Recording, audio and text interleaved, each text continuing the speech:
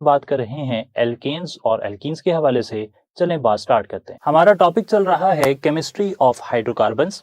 Hydrocarbons की chemistry में alkanes, alkenes, alkynes और बेंजीन शामिल हैं। सेकेंड ईयर केमिस्ट्री में चैप्टर नंबर 8 और चैप्टर नंबर 9 इस हिस्से में शामिल होते हैं। एल्केन्स, एल्कीन्स, एल्काइंस और बेंजीन का नॉमेनक्लेचर हमने पढ़ना है, लेकिन एल्केन्स, एल्कीन्स और एल्काइंस के बारे में सिलेबस आउटलाइन के मुताबिक जो भी नॉमेनक्लेचर था वो हम लास्ट टाइम पढ़ चुके हैं। बेंजीन का नॉमेनक्लेचर, बेंजीन की बारी जब हमारा लेक्चर आएगा तो हम पढ़ लेंगे।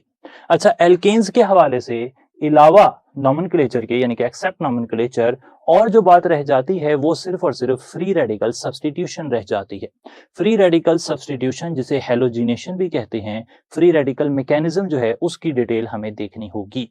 तो जो फ्री रेडिकल मैकेनिज्म है एल्केन्स का, उसको नाम दिया जा रहा है हेलोजिनेशन का। अच्छा, जो हेलोजिनेशन है ना, इसको अगर आप डिफाइन करें तो आप ऐसे कह सकते हैं कि it is basically the introduction of halo group to an organic compound. अब हेलोजेंस कौन कौन से हो सकते हैं? हेलोजेंस हो सकते हैं फ्लोरीन या फिर क्लोरीन या फिर ब्रोमीन या फिर आयोडीन। इन सब की रिएक्टिविटी एक जैसी डेफिनेटली नहीं होगी। Fluorine is a very explosive reactant. अगर फ्लोरीन रिएक्शन करेगा तो वो बहुत ज्यादा तेज अंदाज से रिएक्शन करता है। आयोडीन इतना ज्यादा रिएक्टिव नहीं है, बल्कि आयोडीन की रिएक्टिविटी जो है वो रिवर्सेबल होती है। इसके मुकाबले में क्लोरीन और ब्रोमीन, इनके 3 केसेस हमें नजर आते हैं। पहला केस तो ये है कि अगर क्लोरीन और ब्रोमीन को ब्राइट लाइट दी जाएगी, काफी तेज इंटेंसिटी वाली लाइट दी जाएगी, तो फिर ये फास्ट रिएक्शन करेंगे एल्केन्स के साथ। अगर आप डिम लाइट देंगे यानी कि थोड़ी सी कम लाइट है, इतनी ज्यादा तेज लाइट नहीं है, तो फिर क्लोरीन और ब्रोमीन का एल्केन्स से रिएक्शन स्लो हो जाएगा। अलबत्ता अगर आप डार्क में रिएक्शन करवाने की कोशिश करेंगे तो फिर यहां पर कोई भी रिएक्शन ऑब्जर्व नहीं किया जा सकेगा। ओवरऑल रिएक्टिविटी आप ऐसे भी मेंशन कर सकते हैं, fluorine is greater than chlorine is greater than bromine which is in turn greater than iodine. एक तरफ तो ये बात आपने नोट कर लेनी है। दूसरी तरफ अगर चला जाए तो देखना यह होगा कि जो फ्री रेडिकल मैकेनिज्म है वो किन स्टेप्स पर मुश्तमिल है। तो फ्री रेडिकल मैकेनिज्म कुल मिलाकर 3 स्टेप्स पर मुश्तमिल होता है हेलोजिनेशन ऑफ एल्केन्स के हवाले से। उनमें से जो पहला स्टेप है उसे आप नाम देते हैं इनिशिएशन। इनिशिएशन एक ऐसा स्टेप होता है जिसमें फ्री रेडिकल्स जनरेट होते हैं। क्लोरीन के मॉलिक्यूल को सनलाइट मिलती है या जो डेफिनेट एनर्जी है वो जब सप्लाई की जाती है तो उससे क्लोरीन का मॉलिक्यूल टूट जाता है और क्लोरीन फ्री रेडिकल बन जाते हैं। फ्री रेडिकल एक ऐसी स्पीशी है जिसके पास एक अनपेयर्ड इलेक्ट्रॉन होगा। क्लोरीन के पास एक अनपेयर्ड इलेक्ट्रॉन है, इसलिए आप उसे फ्री रेडिकल कह रहे हैं। इसके बाद प्रोपेगेशन स्टेप आता है और प्रोपेगेशन स्टेप के अंदर इस तरह होता है कि मीथेन का मॉलिक्यूल क्लोरीन रेडिकल से मिलता है और एक सीरीज ऑफ रिएक्शंस होते हैं, चेन रिएक्शंस होते हैं। उन चेन रिएक्शंस में बारी बारी कुछ स्पीशीज जो हैं वो हमें देखने को मिलती हैं। फॉर एग्जांपल मिथाइल रेडिकल बनता है और फिर मिथाइल रेडिकल बाद में मिथाइल क्लोराइड में तब्दील हो जाता है। फिर मिथाइल क्लोराइड से CH2Cl फ्री रेडिकल बनता है, फिर वो CH2Cl2 में तब्दील हो जाता है, उससे बनता है CHCl2 फ्री रेडिकल। CH2Cl2 जो बना है कंपाउंड, उससे आगे की तरफ जाते हैं तो हमारे पास बन जाता है CHCl2 फ्री रेडिकल। ये फर्दर रिएक्शन करके बनाता है क्लोरोफॉर्म CHCl3। नेक्स्ट स्टेप के अंदर ये तब्दील हो जाता है CCl3 फ्री रेडिकल में और आखिरी स्टेप में ये CCl4 के अंदर तब्दील हो जाएगा। तो यहां पर एक सीरीज ऑफ रिएक्शंस हो रहे हैं। यू कैन से दैट एक चेन रिएक्शन हो रहा है और वो जो चेन रिएक्शन यहां पर हो रहा है उसके अंदर आपने याद रखना है कि हर स्टेप के अंदर एक हाइड्रोजन माइनस हो रहा है। यहां पर माइनस हो गई हाइड्रोजन, फिर एक हैलोजन ऐड हो जाएगा, फिर एक हाइड्रोजन माइनस हो रही है, यहां पर भी देखें हाइड्रोजन माइनस हो रही है, फिर एक हैलोजन ऐड हो जाएगा, फिर एक हाइड्रोजन माइनस होगी, यहां पर आप देख लें हाइड्रोजन माइनस हो गई, फिर एक हैलोजन ऐड हो जाएगा, फिर हाइड्रोजन माइनस होगी और फिर हैलोजन ऐड हो जाएगा। तो कुल मिलाकर 4 बारी आपको देखने को मिल रहा है कि हैलोजन ऐड हो रहा है एक एक करके, सब्स्टिट्यूट, बेसिकली एग्जैक्ट वर्ड जो है साइंटिफिक टर्म वो सब्स्टिट्यूशन है। एक एक हाइड्रोजन को बारी बारी एक एक हैलोजन सब्स्टिट्यूट करता जा रहा है। अगर इन कंपाउंड्स के नाम की बात की जाए तो यहां पर बन रहा है मिथाइल क्लोराइड, जिसे क्लोरोमीथेन भी कहते हैं, फिर बनता है डाइक्लोरोमीथेन, जिसे मिथाइलिन क्लोराइड भी कहते हैं, मिथाइलिन क्लोराइड, सही जी, मिथाइलिन कहते हैं CH2 को। फिर बन रहा है क्लोरोफॉर्म, जिसे ट्राइक्लोरोमीथेन कहते हैं, और फिर बनता है टेट्रा क्लोरोमीथेन, जिसे कार्बन टेट्राक्लोराइड भी कहा जाता है। अगर मैं बात करूं कि कितने हैलोजन के मॉलिक्यूल्स इस रिएक्शन को कंप्लीट करवाने के लिए चाहिए हैं, तो हमें कुल मिलाकर 2Cl2 अगर मिल जाएं, 2Cl2 अगर मिल जाएं तो फिर रिएक्शन जो है वो मुकम्मल हो सकता है। बैलेंस केमिकल इक्वेशन के हिसाब से CH4 2 क्लोरीन से अगर मिल जाए सनलाइट की मौजूदगी में, तो वहां से CCl4 बन जाएगा और सार 4HCl बन जाएंगे। ये बैलेंस्ड इक्वेशन हो गई, इसे आपने नोट कर लेना है। यहां से हमें इंफॉर्मेशन पूछी जा सकती है, फॉर एग्जांपल कि मीथेन से कार्बन टेट्राक्लोराइड बनाने के लिए कितने क्लोरीन मॉलिक्यूल चाहिए, या 2 क्लोरीन मॉलिक्यूल अगर इस्तेमाल हो तो कितने HCl जो है वो बनेंगे। 1 क्लोरीन के लिए 2 HCl बनते हैं, 2 क्लोरीन के लिए 4 HCl बनेंगे। सही है जनाब, इस बात को भी मैं समझा देता हूं कि 2 क्लोरीन के लिए 4 HCl, 1 क्लोरीन के लिए 2 HCl, अगर आधा क्लोरीन का मॉलिक्यूल इस्तेमाल होगा तो 1 HCl बनेगा। ये कंपैरिजन हमने यहां पर देख लिया। इस तरह कंपैरिजन भी किया जा सकता है, मोल्स का कंपैरिजन आपको पेपर में पूछा जा सकता है।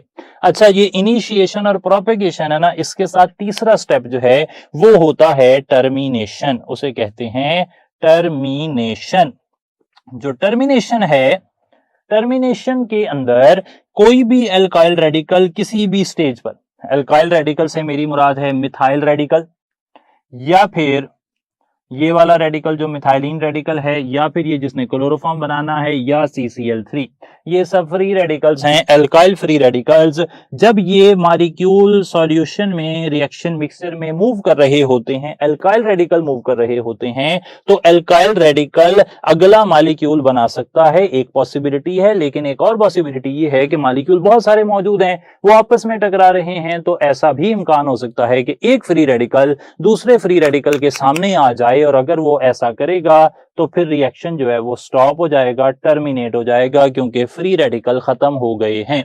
तो फ्री रेडिकल का जो खत्म होना है इसे आप टर्मिनेशन कहते हैं। तो 3 स्टेप हो गए, याद रख लें। इनिशिएशन क्या है? It is the generation of free radical.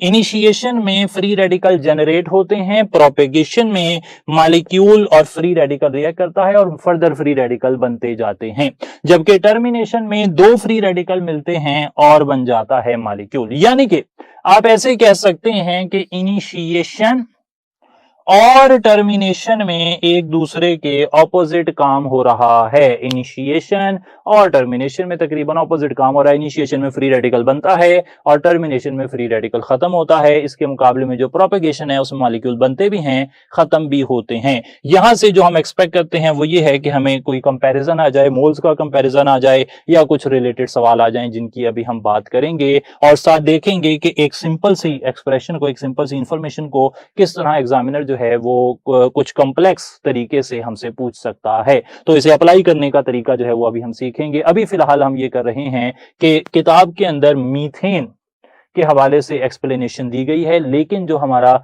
Syllabus है उसमें ईथेन के मॉलिक्यूल के हवाले से भी हैलोजिनेशन की डिटेल पूछी गई है। तो ईथेन के मॉलिक्यूल के बारे में भी आपसे बात कर लेते हैं कि अगर मॉलिक्यूल ईथेन का होगा तो फिर क्या होगा। सेम है जी, कोई फर्क नहीं है। ईथेन का जो मॉलिक्यूल है reacts in the same manner, ethane भी इसी तरीके से रिएक्शन करेगी, कोई डिफरेंस नहीं आएगा इथेन के रिएक्शन में, सही है। उसमें भी इसी तरीके से एक एक हाइड्रोजन निकलती जाएगी और दूसरे प्रोडक्ट जो है वो बनते जाएंगे। अब हम चल रहे हैं एक और बात की तरफ, वो है effect of concentration of alkyl group या एल्केन की कंसेंट्रेशन। एल्केन की कंसेंट्रेशन अगर ज्यादा होगी रिएक्शन में, याद रख लें, अगर एल्केन की कंसेंट्रेशन ज्यादा होगी तो एल्केन ज्यादा होने की वजह से, एल्केन्स काफी सारे हैं, फ्री रेडिकल कम हैं, तो फ्री रेडिकल जो हैं वो हर एल्केन से एक एक मिल जाए। जस्ट इमेजिन, मैं समझाने के लिए बात कर रहा हूं, मेरे पास है एक मीथेन का मॉलिक्यूल, एक और मीथेन का मॉलिक्यूल, एक और मीथेन का मॉलिक्यूल। मेरे पास फ्री रेडिकल है, एक फ्री रेडिकल, दो फ्री रेडिकल। अब फ्री रेडिकल कम है, एल्केन की कंसेंट्रेशन ज्यादा है, तो फिर क्या होगा कि ज्यादा इम्कान इस बात का है कि एल्केन एक एक क्लोरीन से मिल सके, क्योंकि बाकी एल्केन अभी भी ज्यादा हैं और फ्री रेडिकल खत्म हो गया है। तो आप कहेंगे कि जितना एल्केन की कंसेंट्रेशन ज्यादा होती है, बड़ी ब्रैकेट कंसेंट्रेशन को जाहिर करती है, जितनी एल्केन की कंसेंट्रेशन ज्यादा होगी जनाब, उतनी ही मोनो सब्स्टिट्यूशन होने का इम्कान ज्यादा हो जाएगा। मोनो सब्स्टिट्यूशन होने का मतलब है कि सिर्फ एक ही हैलोजन लग सकेगा, क्योंकि हैलोजन्स कम है, एल्केन ज्यादा हैं, तो जैसे ही हैलोजन एल्केन से टकराएगा वो उससे प्रोडक्ट बना देगा और फिर हैलोजन खत्म हो जाएगा, तो इसलिए फर्दर रिएक्शन नहीं हो सकेगा। इसके मुकाबले में दूसरी कंडीशन ये है कि आपके पास जो हैलोजन है उसकी कंसेंट्रेशन ज्यादा हो, तो फिर क्या होगा, इसको समझने के लिए हम देखते हैं कि आपके पास हैलोजन जो है वो ज्यादा हैं और उसके मुकाबले में जो क्लोरीन है, जो मीथेन है या एल्केन है, उसकी मिकदार जो है वो कम है। ये देखें जरा, 5 कर लेते हैं, 6 कर लेते हैं समझने के लिए।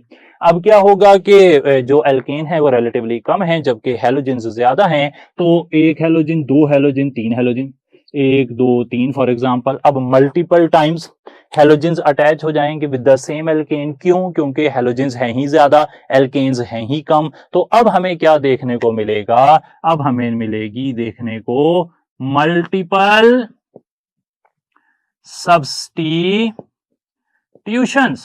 अब हमें मल्टीपल सब्स्टिट्यूशंस देखने को मिलेंगी, 1 2 3 4, यानी कि ये वाला प्रोडक्ट मिल सकता है, ये मिल सकता है, ये मिल सकता है, ये मिल सकता है, जिसमें ज्यादा हैलोजन लगे हैं वो मिल सकते हैं। तो फिर ये बात आपने याद रखनी है। अलबत्ता एक बात कंफर्म रखें कि चाहे हैलोजन की मिकदार ज्यादा हो, चाहे एल्केन की मिकदार ज्यादा हो, कभी भी एक पर्टिकुलर प्रोडक्ट नहीं मिलता, हमेशा एक मिक्सचर ही देखने को मिलता है। सही है जनाब, तो ये हिसाब देखें। अच्छा, अब यहाँ पर मैंने काफी ज्यादा सवाल जो हैं वो यहाँ पर पहले से बना के रखे हैं। अगेन आज का भी हमारा टॉपिक थोड़ा सा लेंथी टाइप का है, इसलिए हमने वक्त बचाने के लिए यहाँ पर काफी डाटा पहले से लिख कर रखा है। तो सबसे पहला सवाल आपसे पूछ रहे हैं, और पहला सवाल ये है कि दी हाइब्रिडाइजेशन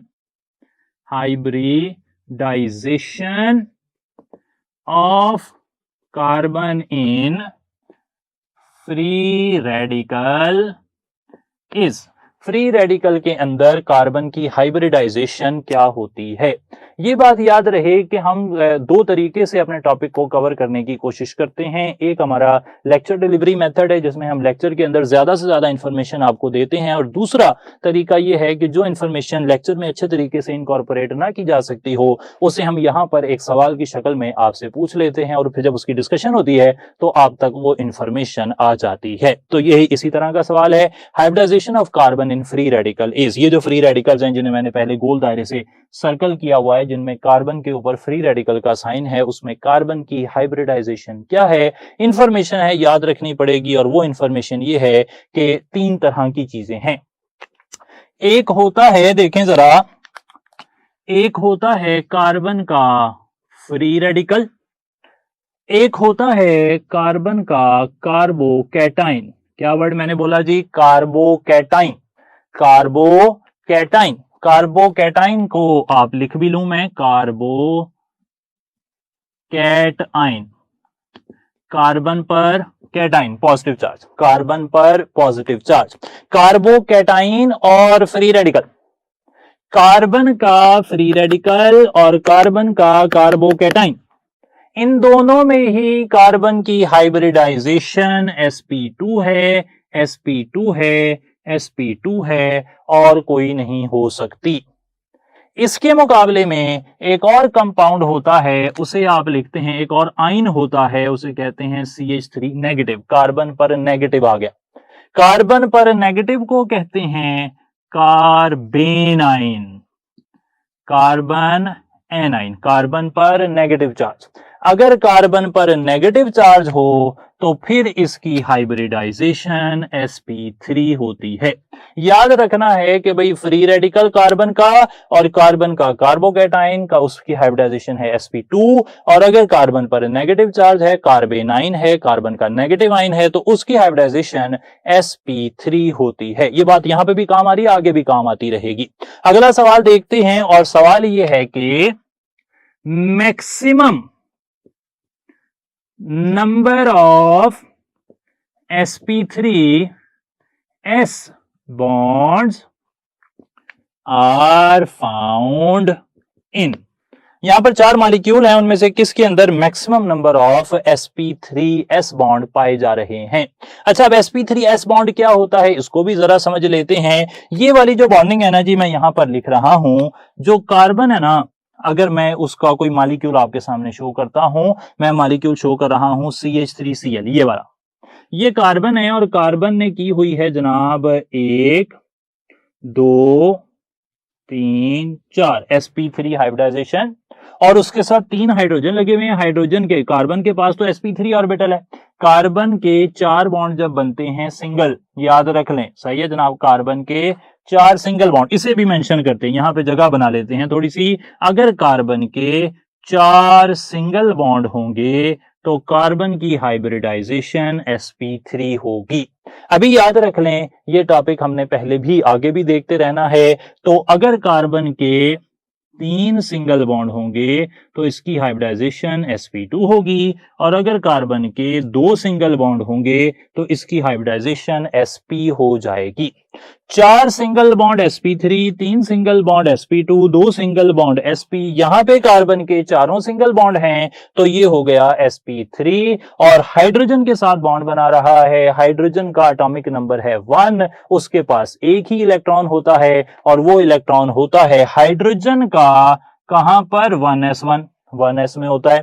तो यहां पे हाइड्रोजन कौन सी ओवरलैप करेगा, ये देखें जनाब, 3 ओवरलैप कर लेगा। इस ओवरलैप का नाम रखें जरा, इसका नाम क्या रखा जाएगा, sp3 कार्बन का, s हाइड्रोजन का, तो ओवरलैप का नाम क्या हो गया, sp3s, बॉन्ड का नाम क्या हो गया, sp3s बॉन्ड। इसके मुकाबले में जो क्लोरीन है, क्लोरीन का एटॉमिक नंबर कितना है, 17 है।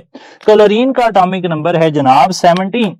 क्लोरीन का वैलेंस इलेक्ट्रॉन, इलेक्ट्रॉनिक कन्फिगरेशन लिखकर आप देख लें, वो होता है 3pz में एक इलेक्ट्रॉन होता है, चेक कर सकते हैं आप। फिर भी क्लोरीन का वैलेंस इलेक्ट्रॉन 3pz में है। अब pz जो है क्लोरीन का, वो यहां पर बॉन्ड बना रहा है, सही है जनाब, s तो नहीं बॉन्ड बना रहा, p बॉन्ड बना रहा है, किसका, क्लोरीन का। तो अब यहां से समरी में आपके सामने ये पेश करना चाह रहा हूं कि जितने कार्बन हाइड्रोजन बॉन्ड होंगे उनमें sp3s ओवरलैप होगी। याद रखें जनाब, जितने कार्बन हाइड्रोजन बॉन्ड होंगे, जितने कार्बन हाइड्रोजन बॉन्ड होंगे, जितने कार्बन हाइड्रोजन बॉन्ड होंगे, उतने sp3s बॉन्ड होंगे, और जितने कार्बन क्लोरीन बॉन्ड होंगे, कार्बन क्लोरीन बॉन्ड, उनमें कौन सा ओवरलैप होगा, sp3pz ओवरलैप होगा। सही है जी। तो फिर तर्जुमा क्या बना बात का, मेरा क्वेश्चन जो है उसके आंसर की तरफ मैं कैसे चल रहा हूं। उसने पूछा है कि सबसे ज्यादा, मैक्सिमम मतलब सबसे ज्यादा sp3s बॉन्ड कहां है। हम कहेंगे कि जिसमें सबसे ज्यादा कार्बन हाइड्रोजन बॉन्ड, कार्बन में sp3 है और हाइड्रोजन में s है, तो जिसमें ज्यादा कार्बन हाइड्रोजन बॉन्ड होंगे उसमें ज्यादा ही sp3s बॉन्ड होंगे। तो सबसे ज्यादा कार्बन हाइड्रोजन बॉन्ड मुझे यहां नजर आ रहे हैं 3, यहां पर 2 हैं, यहां पर 1 है, यहां पे कोई भी नहीं है। तो जितने कार्बन हाइड्रोजन बॉन्ड ज्यादा उतने sp3s बॉन्ड ज्यादा होंगे। तो मैंने यहां पर डेल्टा ऑप्शन टिक कर दिया। एक और सवाल देखते हैं, फिर फर्दर आगे की तरफ चलेंगे। अगली इंफॉर्मेशन आपसे जो पूछी जा रही है वो ये कि chlorine does not react with methane in dark because हमने इंफॉर्मेशन आपको दी थी, ये देख लें आपके सामने लिखी हुई है कि जो क्लोरीन है अगर डार्क में होगी तो जनाब उसने रिएक्शन नहीं करना, उसने रिएक्शन नहीं करना मीथेन के साथ। क्यों रिएक्शन नहीं करना, ये सवाल की शक्ल में हमने आपसे पूछ लिया कि ऐसा मसला क्या है कि क्लोरीन डार्क में रिएक्शन नहीं करती। इस सवाल के जवाब के लिए हमें जाना पड़ेगा कि रिएक्शन होता कैसे है। रिएक्शन इस तरह होता है कि रिएक्शन में पहला स्टेप है इनिशिएशन, और इनिशिएशन में क्लोरीन को टूटने के लिए सनलाइट चाहिए। क्लोरीन को ब्रेकडाउन के लिए सनलाइट चाहिए, मीथेन को नहीं चाहिए। मीथेन ने तो क्लोरीन का जो रेडिकल है उससे रिएक्ट करना है। अगर क्लोरीन का रेडिकल नहीं होगा मीथेन रिएक्ट नहीं करेगा। तो प्रॉब्लम मीथेन के साथ नहीं है, प्रॉब्लम है किसके साथ, क्लोरीन के साथ। अगर क्लोरीन को लाइट मिलेगी क्लोरीन टूट जाएगा, क्लोरीन को लाइट मिलेगी क्लोरीन टूट जाएगा, क्लोरीन को लाइट नहीं मिलेगी क्लोरीन नहीं टूटेगा। तो यहां से हम ऐसे कह सकते हैं कि problem is when chlorine is reacted with methane in dark, chlorine does not break, chlorine molecule does not break. Problem methane का नहीं है, मीथेन का टूटने का सनलाइट से कोई ताल्लुक नहीं है। मीथेन को तो रिएक्शन करने के लिए क्लोरीन का रेडिकल चाहिए, और क्लोरीन का रेडिकल कब बनता है, जब सनलाइट होती है। इसी वजह से डार्क में क्लोरीन रिएक्ट नहीं करती। ये तो हो गया इस सवाल का सही जवाब। अब इन ऑप्शंस को देखें, ये तो ऑप्शंस टोटली इररेलेवेंट हैं। क्लोरीन गैस है डार्क में, इससे क्या फर्क पड़ता है, मीथेन गैस है डार्क में, इससे क्या फर्क पड़ता है। ये मिसलीडिंग और आउट ऑफ कॉन्टेक्स्ट किस्म के जो हमारे पास ऑप्शंस होते हैं ये हमें कई दफा ज्यादा परेशान करते हैं। हम ज्यादा कंफ्यूज हो जाते हैं कि पता नहीं ये जो इंफॉर्मेशन है ये कैसे पूछ ली, इसका क्या मतलब है। तो आपने इररेलेवेंट मिसलीडिंग इंफॉर्मेशन से बिल्कुल परेशान नहीं होना। आप उस टॉपिक को सोचें माइंड में, उस टॉपिक की इंफॉर्मेशन को प्रोसेस करें तो आप सही जवाब तक बआसानी पहुंच जाएंगे। ये था जी एल्केन्स की हैलोजिनेशन, और जिसे फ्री रेडिकल मैकेनिज्म भी कहते हैं। अब हमने आगे चलकर आज एल्कीन्स की बात करनी है, और एल्कीन्स की प्रेपरेशन से बात शुरू होगी, फिर हम उसकी रिएक्टिविटी की तरफ चलेंगे। आगे चलते हुए बात चल रही है एल्कीन्स की प्रेपरेशन की। आपने सामने रखना है अपने रिवाइज्ड पीएमसी सिलेबस 2020, और उससे आपको पता लगेगा कि हम जो एल्कीन्स की तैयारी देख रहे हैं वो दो तरीकों से देख रहे हैं। एक है by dehydrohalogenation of alkyl halides, dehydrohalogenation of alkyl halides. Alkyl halides की डिहाइड्रो यानी कि एल्काइल हैलाइड्स में से हाइड्रोजन रिमूव करनी है और हैलोजन रिमूव करना है, और इस रिएक्शन से किस तरीके से एल्काइल हैलाइड्स तैयार किए जा सकते हैं, इसे इस रिएक्शन से किस तरह एल्कीन्स तैयार की जा सकती हैं, इस पर हमने बात करनी है। मैं लिखता हूं आपके सामने एक एल्काइल हैलाइड CH3 CH2Br। याद रखना है आपने कि एल्काइल हैलाइड्स को अगर अल्कोहलिक KOH से मिलाया जाए, अल्कोहलिक KOH से,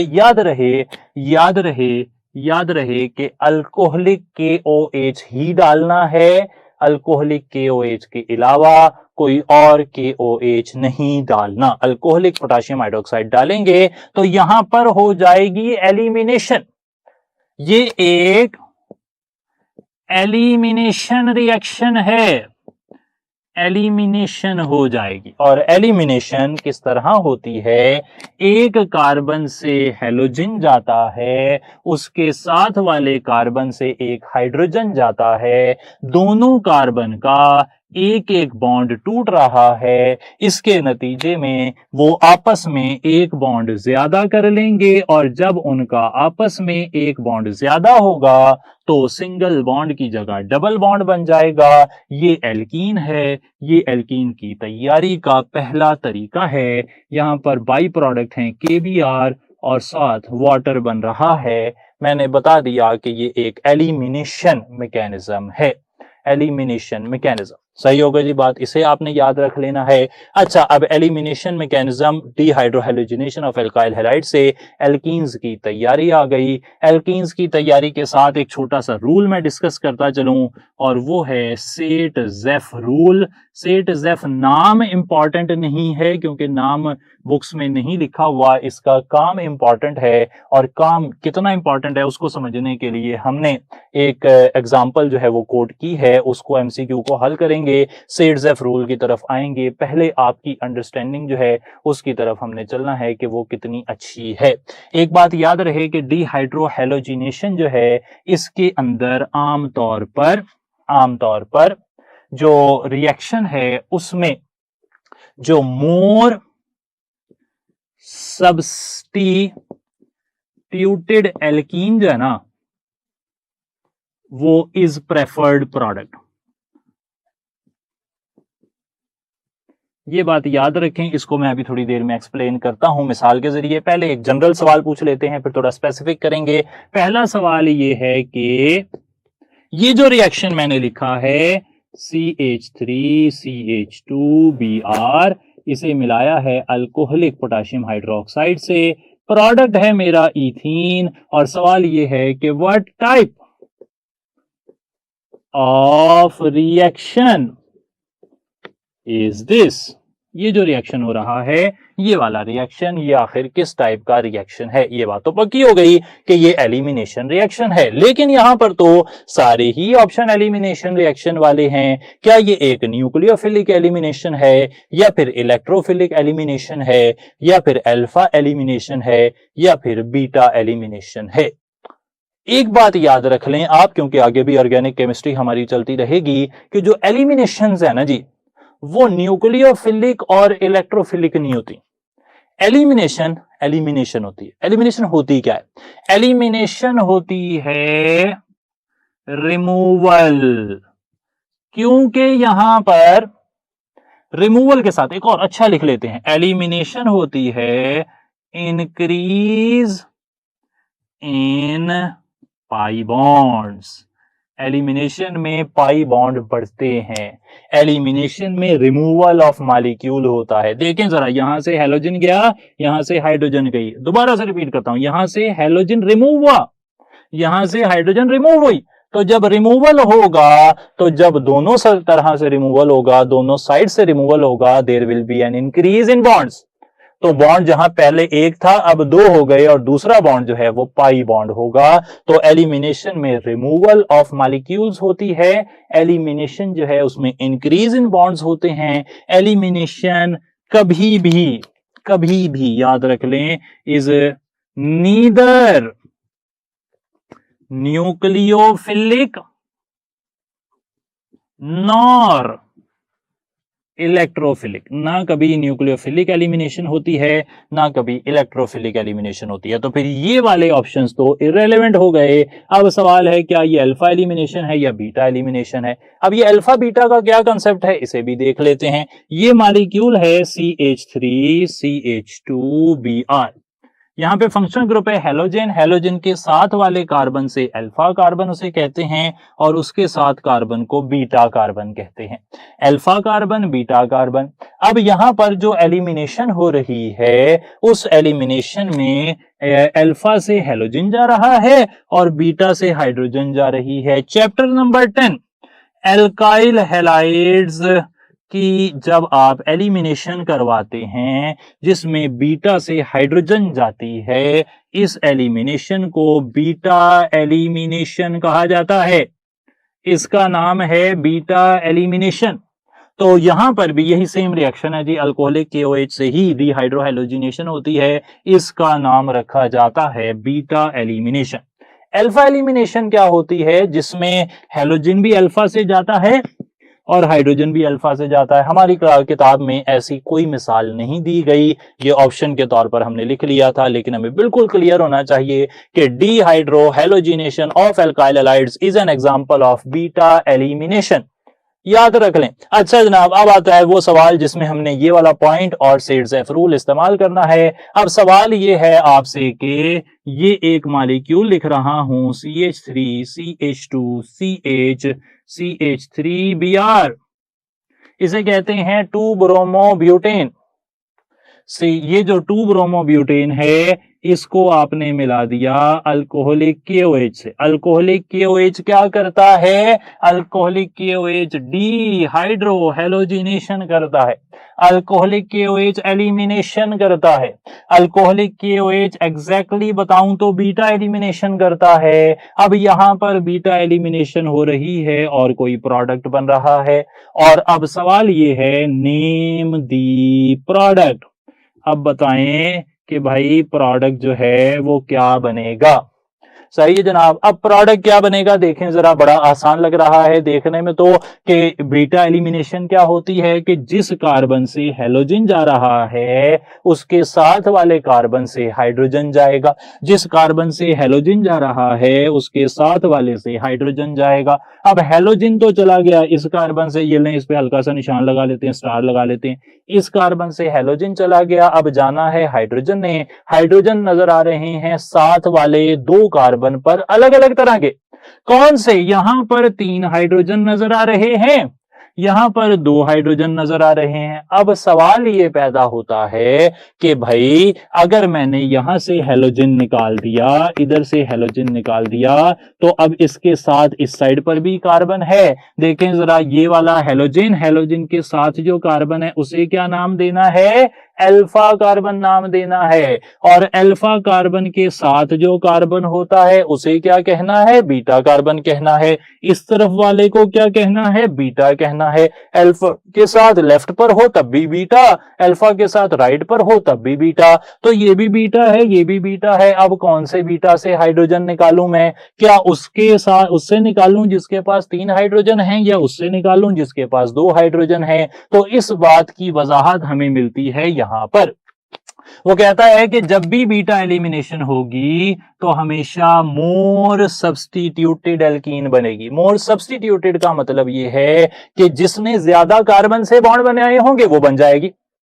जिसने ज्यादा कार्बन से बॉन्ड बनाए होंगे वो एल्कीन बनेगी। जिसने ज्यादा कार्बन से बॉन्ड बनाए होंगे वो वाली एल्कीन बनेगी। इसको आसान उर्दू तर्जमे में आपके सामने रख रहा हूं कि beta hydrogen attached to carbon with lesser hydrogens is lost। सही है जनाब। वो वाली बीटा हाइड्रोजन जाएगी जो ऐसे कार्बन से जुड़ी थी जिसके पास कम हाइड्रोजन है। सही है जनाब। इसको जरा एलैबोरेट कर देता हूं। यहां पर ये देखें CH3, ये है CH2, ये है CH, ये है ब्रोमीन, ये है CH3। फंक्शनल ग्रुप के साथ वाला कार्बन अल्फा, अल्फा के साथ वाला बीटा, अल्फा के साथ वाला बीटा। यहां से हैलोजन चला गया, ये हैलोजन चला गया। अल्फा से बीटा से किसने जाना है? हाइड्रोजन ने। बीटा से किसने जाना है? हाइड्रोजन ने। कौन से वाला बीटा हाइड्रोजन जाएगा? वो वाला बीटा हाइड्रोजन जाएगा जो ऐसे कार्बन से जुड़ा है जिसके पास कम हाइड्रोजन है। ये वाला बीटा हाइड्रोजन ऐसे कार्बन से जुड़ा है जिसके पास 2 हाइड्रोजन है। ये वाला बीटा हाइड्रोजन ऐसे कार्बन से जुड़ा है जिसके पास 3 हाइड्रोजन है। किसको जाना चाहिए? उस वाले हाइड्रोजन को जिसके कार्बन के साथ कम हाइड्रोजन लगे हुए हैं। उस वाले को जाना है जिसके साथ कम हाइड्रोजन लगे हैं। तो कम हाइड्रोजन किसके साथ लगे हैं? CH2 के साथ। तो फिर CH3 वाला नहीं जाएगा, CH2 वाला जाएगा। और जब ये एलिमिनेट होगा तो प्रोडक्ट मैं आपके साथ शेयर कर लेता हूं। CH3 CH, हाइड्रोजन चला गया, हाइड्रोजन चला गया। इस कार्बन का एक बॉन्ड कम, इस कार्बन का भी एक बॉन्ड कम, आपस में डबल बॉन्ड और साथ CH3। प्रोडक्ट का नाम है 2 ब्यूटीन। 2 ब्यूटीन ही बनेगा, 1 ब्यूटीन नहीं बनेगा, नहीं बनेगा, जरा भी नहीं बनेगा। तो इस तरह आप कह देंगे कि यहां पर जो प्रोडक्ट है जनाब वो 2 ब्यूटीन है। ये जो बात मैंने यहां पर लिखी है इसी को कहते हैं असल में सेट-ज़ेफ रूल। यही सेट-ज़ेफ रूल है जी। सेट-ज़ेफ रूल नाम पर हम ज्यादा फोकस नहीं करेंगे, काम पर फोकस करेंगे कि जब कभी एलिमिनेशन होनी हो, बीटा एलिमिनेशन होनी हो, तो जिस कार्बन से अल्फा कार्बन से हैलोजन जाता है उसके साथ हाइड्रोजन, बीटा बीटा से जाना होता है और उस बीटा से जाता है जहां पर कम हाइड्रोजन लगे होते हैं, जहां पर ज्यादा हाइड्रोजन लगे होते हैं वहां से बीटा जो है वो नहीं जाता, ये याद रखना है। ये थी जी डिहाइड्रोहैलोजिनेशन ऑफ एल्काइल हैलाइड्स। अब हमने चलना है डिहाइड्रेशन ऑफ अल्कोहल्स और उससे भी देखनी है तैयारी एल्कीन्स की। उसके बाद चलेंगे structure and reactivity of alkenes की तरफ, एग्जाम्पलीफाइंग इट विद ईथीन। आगे चलते हुए बात चल रही है डिहाइड्रेशन ऑफ अल्कोहल्स की। डिहाइड्रेशन ऑफ अल्कोहल्स को अगर मैं एग्जाम्पलीफाई करूं तो ऐसे लिखा जा सकता है कि RCH2CH2OH ये कोई कंपाउंड है, इसमें मैंने ऐड कर देना है एक डिहाइड्रेटिंग एजेंट। डिहाइड्रेटिंग एजेंट किसे कहते हैं? डिहाइड्रेशन कहते हैं रिमूवल ऑफ वाटर को, पानी को रिमूव करने को डिहाइड्रेशन कहते हैं। और डिहाइड्रेटिंग एजेंट मैंने यहां पर जो ऐड करना है वो करेगा रिमूवल ऑफ वाटर। वाटर किसे कहते हैं? H2O को। एक कार्बन से OH जाएगा, अल्फा कार्बन से और बीटा कार्बन से हाइड्रोजन जाएगी। अल्फा से गया OH, बीटा से गई हाइड्रोजन, तो ये तो फिर अल्फा और बीटा दोनों से एक एक चीज निकल गई, एलिमिनेशन हो गई। तो याद रखना है कि जिस तरह डिहाइड्रोहैलोजिनेशन ऑफ एल्काइल हैलाइड्स एलिमिनेशन थी, इसी तरीके से डिहाइड्रेशन ऑफ अल्कोहल्स भी एलिमिनेशन रिएक्शन ही है। और स्पेसिफिकली कौन सी एलिमिनेशन है? बीटा एलिमिनेशन है। और ये भी उसी तरीके से चलेगी जिस तरीके से चल रहा था dehydration of dehydrohalogenation of alkyl halide, यानी कि ये भी सेड-ज़ेफ रूल पर ही चलेगी। और इसमें भी अगर अल्फा से OH जाएगा तो हाइड्रोजन वहां से निकलेगा जहां पर कम हाइड्रोजन होंगे, exactly like that in case of alkyl halides. ये बात याद रखनी है, ये सिमिलैरिटी की बेस पे मैंने इसे यहां बता दिया। और बातें यहां पर देखने वाली ये हैं कि अल्कोहल्स की डिहाइड्रेशन कौन कौन से डिहाइड्रेटिंग एजेंट्स की मौजूदगी में हो सकती है। फॉर एग्जांपल एल्यूमिनियम ऑक्साइड है, ये 340 से लेकर 450 डिग्री सेंटीग्रेड के दरमियान में डिहाइड्रेशन करवाता है। इसी तरीके से फास्फोरस पेंटाऑक्साइड भी डिहाइड्रेटिंग एजेंट है और फास्फोरिक एसिड भी डिहाइड्रेटिंग एजेंट है। एक बात और याद रखें कि सल्फ्यूरिक एसिड एक अच्छा डिहाइड्रेटिंग एजेंट है, लेकिन वो अलग अलग कंडीशंस में अलग अलग तरह की अल्कोहल्स के लिए डिहाइड्रेशन का काम करता है। फॉर एग्जांपल अगर आप 75% सल्फ्यूरिक एसिड इस्तेमाल करते हैं 170 डिग्री सेंटीग्रेड पर, तो ये प्राइमरी अल्कोहल जो होती है उसकी डिहाइड्रेशन करता है। जो डिहाइड्रेशन है उसका प्रोडक्ट ना हमेशा एल्कीन ही होता है भाई, ये याद रखना है, तैयारी ही एल्कीन की चल रही है।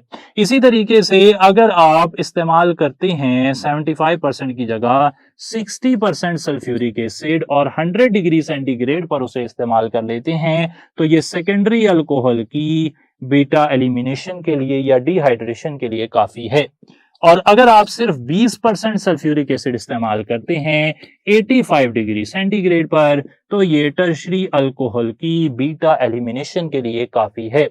ये कंडीशंस हमें पूछी जा सकती हैं, मुख्तलिफ एग्जाम्पल्स के तरीके से हमसे पूछी जा सकती हैं। अलबत्ता इन कंडीशंस को देखकर एक बात मुझे समझ आ रही है, और वो ये है कि टर्शरी अल्कोहल की एलिमिनेशन, टर्शरी अल्कोहल की डिहाइड्रेशन बहुत आसानी से हो जाती है। सेकेंडरी अल्कोहल की एलिमिनेशन थोड़ी मुश्किल से होती है, ज्यादा सख्त कंडीशन लगानी पड़ती हैं, जबकि प्राइमरी अल्कोहल की डिहाइड्रेशन या बीटा एलिमिनेशन काफी मुश्किल है, उसके लिए ज्यादा मेहनत करनी पड़ती है।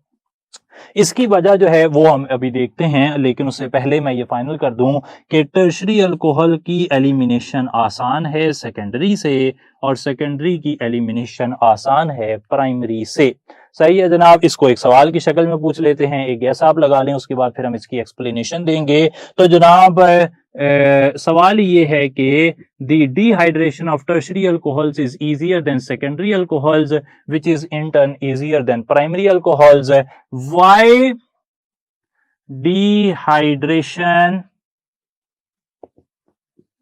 Of alcohols follows this order due to the stability of, वाई काट दें जनाब, वाई स्टार्ट से निकाल देते हैं, सवाल की सेंस सही हो जाएगी।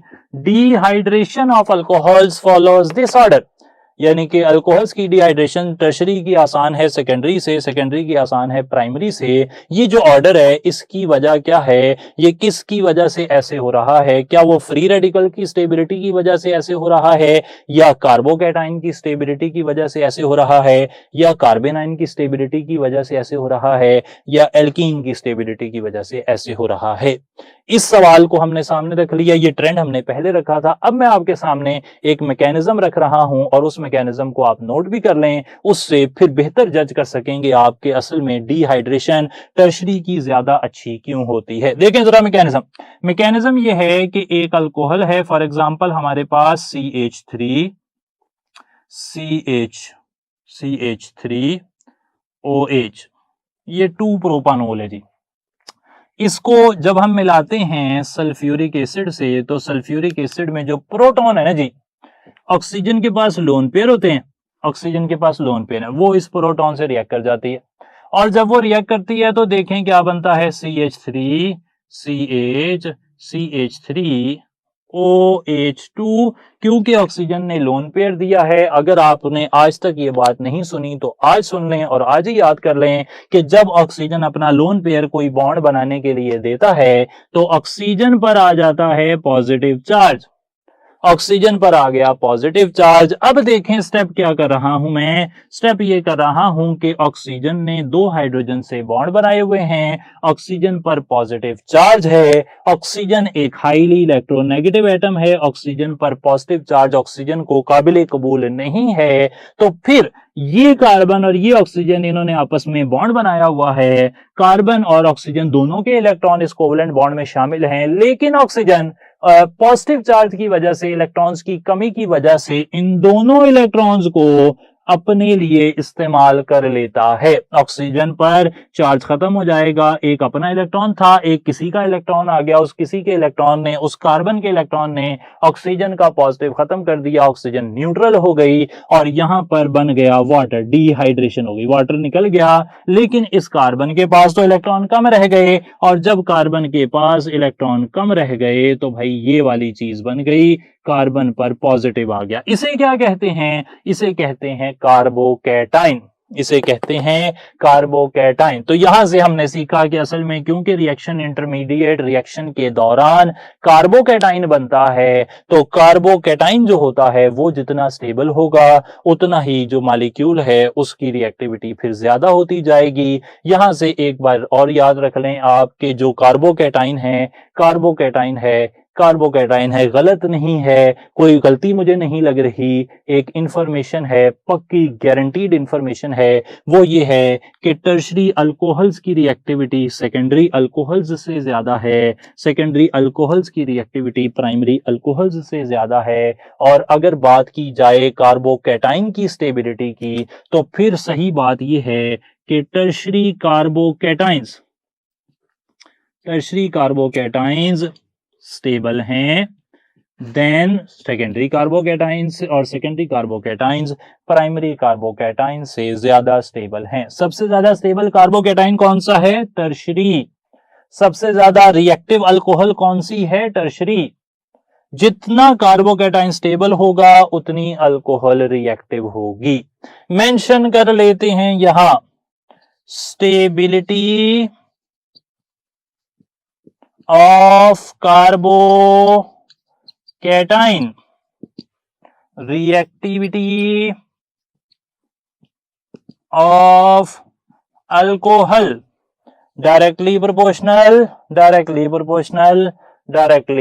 लिख लें, नोट कर लें, जितना कार्बोकैटाइन ज्यादा स्टेबल होगा उतना ही अल्कोहल ज्यादा रिएक्टिव होगी। टर्शरी कार्बोकैटाइन स्टेबल है, टर्शरी अल्कोहल रिएक्टिव है। सेकेंडरी कार्बोकैटाइन कम स्टेबल है, सेकेंडरी अल्कोहल कम रिएक्टिव है। प्राइमरी कार्बोकैटाइन सबसे कम स्टेबल है, प्राइमरी अल्कोहल सबसे कम रिएक्टिव है। सही है जनाब, जितना स्टेबल कम होगा कार्बोकैटाइन उतनी ही वो जो अल्कोहल है वो कम रिएक्टिव हो जाएगी। अच्छा, एक और सवाल यहां पर आपसे पूछेंगे, फिर ये हिस्सा हमारा कंप्लीट हो जाएगा, हम चलेंगे एल्कीन्स की रिएक्टिविटी की तरफ। अब सवाल ये है आपसे, ध्यान से देखें, समझें, सुने और सवाल ये पूछा जा रहा है कि CH3, CH2, CH2, CH2OH, इसे कहते हैं 1-ब्यूटानोल।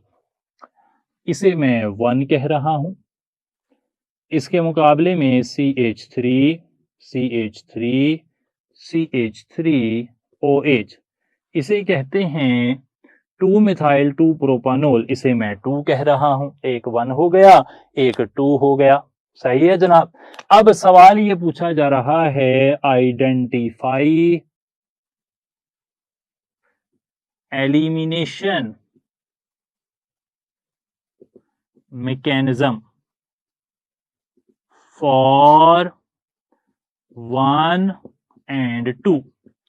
1 यानी कि ये वाला कंपाउंड और 2 यानी कि ये वाला कंपाउंड, इनके लिए एलिमिनेशन फाइनल करें। एलिमिनेशन फाइनल करने का क्या मतलब है कि कौन एलिमिनेशन E2 देता है और कौन एलिमिनेशन E1 देता है।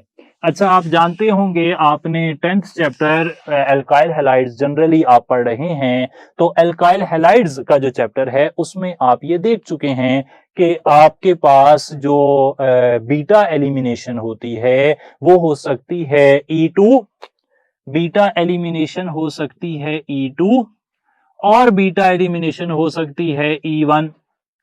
आप जानते हैं, आपने सुना हुआ है, हल्का सा याद आ रहा है, बाकी वक्त के साथ साथ बेहतर होता जाएगा कि जो एलिमिनेशन बाई मालिक्यूलर है, सेकंड ऑर्डर रिएक्शन होता है, वो कौन देते हैं भाई? प्राइमरी अल्काइल हैलाइड देते हैं। इसी तरह प्राइमरी अल्काइल हैलाइड और इसी तरीके से प्राइमरी अल्कोहल जो हैं वो एलिमिनेशन बाई मालिक्यूलर रिएक्शन देते हैं। और जो E1 मैकेनिज्म है, जिसे आप कहते हैं एलिमिनेशन यूनिमालिक्यूलर, जो कि एक मालिक्यूल रेट डिटरमिनिंग स्टेप में इस्तेमाल होता है, जो होते हैं टर्शरी अल्काइल हैलाइड या फिर जो टर्शरी अल्कोहल्स होते हैं, वो एलिमिनेशन यूनिमालिक्यूलर रिएक्शन देते हैं। अच्छा, अब जो पहले वाला मेरा कंपाउंड है 1, वो कैसा है? प्राइमरी। वो कैसा है? प्राइमरी। और जब वो प्राइमरी है तो वो E2 देगा। और जो दूसरा कंपाउंड है उसमें फंक्शनल ग्रुप के साथ वाला कार्बन आगे 1, 2, 3 कार्बन से जुड़ा, इसे कहते हैं टर्शरी। तो सेकंड वाला टर्शरी है, टर्शरी वाला E1 देगा। 1 वाला E2 देगा, 2 वाला जो स्ट्रक्चर है वो E1 देगा। 1 वाला E2 देगा, 2 वाला E1 देगा। देख लेते हैं, 1 वाला E2 देगा, 2 वाला E1 देगा। डेल्टा ऑप्शन देखें कितना ज्यादा हम यहां पर सीख सकते हैं इस पर्टिकुलर क्वेश्चन से कि सवाल अल्कोहल्स के हवाले से पूछ रहा है, चैप्टर 8 चल रहा है, केमिस्ट्री ऑफ हाइड्रोकार्बन्स चल रहा है, उसको उसने अप्लाई किया, नॉलेज को अप्लाई किया कौन से यूनिट में? अल्काइल हैलाइड के यूनिट में, एलिमिनेशन में, बीटा एलिमिनेशन में। तो इस तरह आपको थोड़ा जो चैप्टर्स की कैद है, पेजेस की कैद है, उससे परे जाना पड़ेगा। परे जाएंगे तो फिर आपको जो है ये इंफॉर्मेशन जो है इनको अप्लाई करने में मदद मिलेगी। होपफुली अभी तक की बात आप अच्छे तरीके से समझ चुके हैं। अब हमने बात करनी है रिएक्टिविटी ऑफ एल्कीन्स की, उसे लिख लेते हैं। Reactivity of alkenes, structure and reactivity of alkenes, ये भी एक टॉपिक है हमारा, सब टॉपिक है। अच्छा, एल्कीन्स जो होती हैं इनको जरा मैं ड्रा करूं तो इनमें ये चीज मेन है, इनमें डबल बॉन्ड होता है। अच्छा, डबल बॉन्ड को फर्दर मैं वाज़ेह करता हूं।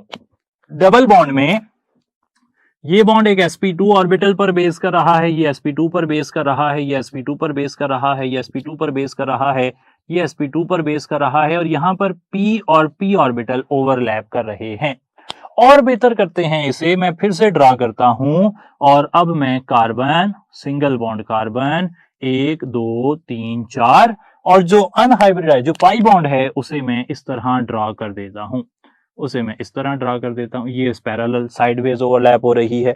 ये ओरिएंटेशन में हमने बात की थी कि इस तरीके से sp2 हाइब्रिड ऑर्बिटल लगे होते हैं और अनहाइब्रिडाइज्ड 2pz जो है it lies perpendicular to this plane. ये जो है ना, ये स्ट्रक्चर दिखाया तो हमने ऐसे है, असल में कार्बन कार्बन सिग्मा फ्रेमवर्क, लेकिन असल में ये ना इस तरह पड़ा होता है, और जो 2pz ऑर्बिटल है वो इस तरह पड़ा होता है, एट राइट एंगल, 90 डिग्री के एंगल पर ये होता है। तो ये इंफॉर्मेशन आपने देख लेनी है। अच्छा, अब ये जो इलेक्ट्रॉन्स होते हैं ना, ये इलेक्ट्रॉन्स क्योंकि काफी दूर तक पाए जा रहे हैं, न्यूक्लियस से फार अवे हैं, तो these are readily attacked by electrophile. Electrophile किसे कहते हैं? इलेक्ट्रॉन को चाहने वाला, इलेक्ट्रॉन लविंग। इलेक्ट्रॉन लविंग जो स्पीशी होगी, यानी कि इलेक्ट्रॉन लविंग स्पीशी की दो अलामत होती हैं, ये भी याद रखना है। इलेक्ट्रॉन लविंग स्पीशी पर या तो पॉजिटिव चार्ज हो सकता है या फिर उसके पास वेकेंट ऑर्बिटल हो सकता है। अच्छा, वेकेंट ऑर्बिटल की मिसाल आपने जो है ना वो याद रखनी है, एल्यूमिनियम क्लोराइड। एल्यूमिनियम क्लोराइड जो है इसके पास एक खाली ऑर्बिटल होता है। क्यों होता है बेंजीन में? इंशाल्लाह इस पर बात करेंगे। अभी याद रख लें, एल्यूमिनियम क्लोराइड वेकेंट ऑर्बिटल और पॉजिटिव चार्ज जो है वो दोनों, ये दोनों इलेक्ट्रोफाइल की निशानियां हैं। अच्छा, इलेक्ट्रोफाइल जब आएगा ना इन इलेक्ट्रॉन्स से मिलेगा तो वो जल्दी से बॉन्ड बना देगा। इसी वजह से, क्योंकि इलेक्ट्रोफाइल यहां पर आकर जुड़ता है, इलेक्ट्रोफाइल आकर बॉन्ड बनाता है, इलेक्ट्रोफाइल आकर ऐड हो जाता है, भूलना नहीं है, इलेक्ट्रोफाइल आकर ऐड हो जाता है। दैट इज वाई जो रिएक्टिविटी ऑफ एल्कीन्स है उसमें आपने कहना है कि alkenes give electrophilic addition reaction. बात ही खत्म हो गई। Alkenes give electrophilic addition, alkenes give electrophilic addition, alkenes give electrophilic addition। ऐसी बात तो बार बार नहीं होगी जी, ऐसी उम्दा बात आपने याद रख ली तो काफी मदद आगे रहेगी। अच्छा जनाब, तो ये था structure of reactivity, structure and reactivity of alkenes. इसी रिएक्टिविटी को इस्तेमाल करते हुए कुछ एमसीक्यू हमने करने हैं, उनकी तरफ भी चलते हैं। स्ट्रक्चर ऑफ एल्कीन्स के हवाले से एक सवाल यहाँ पर देखते हैं और फिर चलेंगे reactions of alkenes, emphasising our information with particular example of ethene। तो जनाब यहां पर एक सवाल आपसे ये पूछ रहे हैं हम कि alkenes are very reactive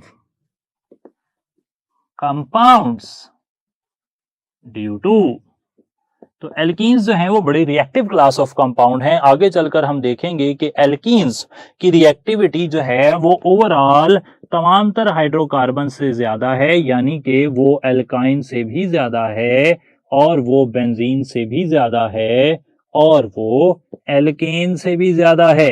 तो एल्कीन्स की रिएक्टिविटी इतनी ज्यादा है, आखिर इसकी वजह क्या है? क्या उनमें कोई फ्री इलेक्ट्रॉन होते हैं या कोई टाइटली हेल्ड इलेक्ट्रॉन होते हैं या डीलोकलाइज्ड इलेक्ट्रॉन होते हैं? जैसे कि बेंजीन में डीलोकलाइज्ड इलेक्ट्रॉन ऐसे इलेक्ट्रॉन होते हैं which are in continuous state of motion between more than 2 atoms.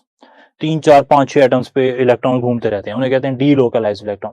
या फिर उनके पास एक्सपोज्ड इलेक्ट्रॉन होते हैं। एक बात तो पक्की है कि एल्कीन्स के इलेक्ट्रॉन टाइटली हेल्ड नहीं होते, टाइटली हेल्ड इलेक्ट्रॉन्स तो एल्केन के होते हैं।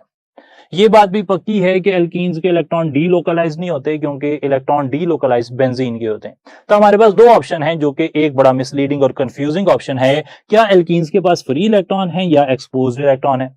याद रहे कि जो फ्री इलेक्ट्रॉन होते हैं वो ऐसे इलेक्ट्रॉन होते हैं जो किसी न्यूक्लियस के साथ नहीं जुड़े होते। आमतौर पर आपने देखा होगा कि जो मेटल्स होती हैं, मेटल का जो आयनाइजेशन है उसके बाद जो इलेक्ट्रॉन बनता है ना जी, उसे कहते हैं फ्री इलेक्ट्रॉन। वो इलेक्ट्रॉन किसी के साथ नहीं जुड़ा हुआ, किसी न्यूक्लियस के साथ नहीं जुड़ा हुआ, उसे कहते हैं फ्री इलेक्ट्रॉन।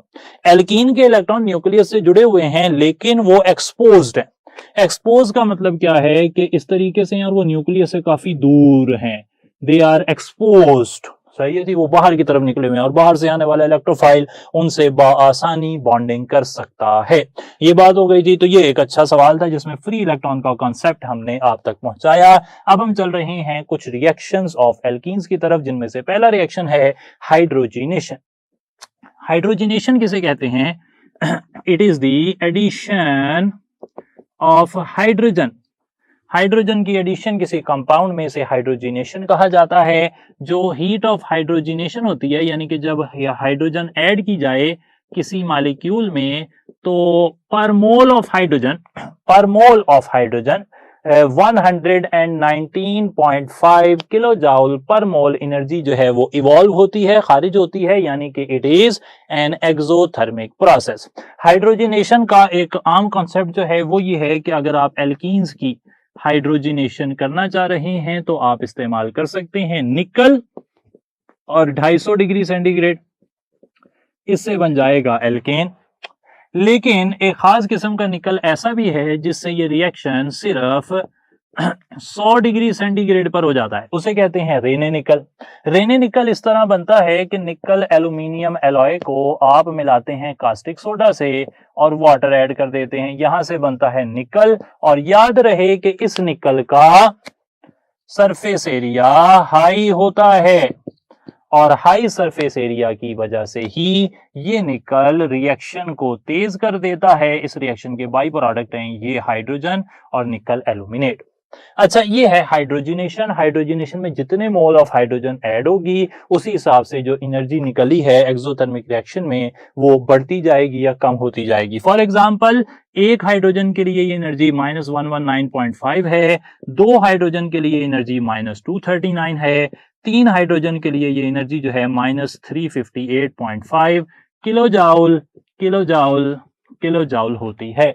अच्छा, ये इंफॉर्मेशन आपके सामने है। अब यहां पर फिर देखेंगे पास पेपर से मिलता जुलता, वो एग्जैक्ट वो सवाल नहीं है, उससे इंस्पायर होकर हमने आपसे एक सवाल पूछा है और सवाल आपको जो है बिल्कुल कंफ्यूज करेगा एक बारी, और आप सोचेंगे कि जो है डबल चेक करनी चाहिए अपनी जो आंसर है, वरना फिर गलत होने का चांस बहुत ज्यादा होता है। ये देखें सवाल क्या पूछा जा रहा है कि ये कोई कंपाउंड है H2C double bond CH single bond CH2 single bond CH double bond CH2, इसमें मैंने 2 हाइड्रोजन ऐड कर दिए निकल की मौजूदगी में 100 डिग्री सेंटीग्रेड पर। यहां से बन गया CH3 CH2 CH2 CH2 CH3, यानी कि कुल मिलाकर ये था 1,4 पेंटाडाइईन, उसमें 2 हाइड्रोजन ऐड किए, एक हाइड्रोजन यहां पर आकर ऐड हो गया, एक हाइड्रोजन यहां पर आकर ऐड हो गया। सही है जनाब, और बन गया एन पेंटेन, और एन पेंटेन के साथ प्लस हीट सही है जनाब, प्लस हीट आ गया। अब मैं सवाल पूछ रहा हूं और सवाल जो है यहां पर जगह की कमी की वजह से नीचे पूछ रहा हूं, ऑप्शन बीच में है, तो ऑप्शन ये रहे जनाब। और सवाल जो है आपसे पूछा जा रहा है, सवाल वो ये पूछता है कि identify the correct value of heat की करेक्ट वैल्यू बताएं। अच्छा, अब क्या होगा ये देखें, यहां पर हमने क्या पढ़ा, हमने कहा जो एंथैल्पी है फॉर हाइड्रोजनेशन, अगर 1 मोल हाइड्रोजन ऐड होगी तो एंथैल्पी है -119.5, 2 मोल हाइड्रोजन ऐड होगी तो एंथैल्पी है -239 किलो जूल। सही है जनाब, वहां कितनी हाइड्रोजन ऐड हुए हैं, 2 हाइड्रोजन ऐड हुए हैं। हमारे माइंड में क्या चल रहा है कि एंथैल्पी क्या होनी चाहिए, -239 होनी चाहिए। देखें जरा, मैं इक्वेशन दोबारा लिखता हूं और आप को सरप्राइज हो जाएंगे आपके ये किस तरह काम हो गया। ये देखें जरा, मैंने मॉलिक्यूल लिखा CH2 double bond CH CH2 single bond CH double bond CH2, 2 hydrogen add कर दिए, रिएक्शन हो गया, प्रोडक्ट बना है CH3 CH2 CH2 CH2 CH3 और डेल्टा H की वैल्यू है -239 किलो जूल। आप देखें जरा, इस इक्वेशन में और उस इक्वेशन में थोड़ा सा फर्क है।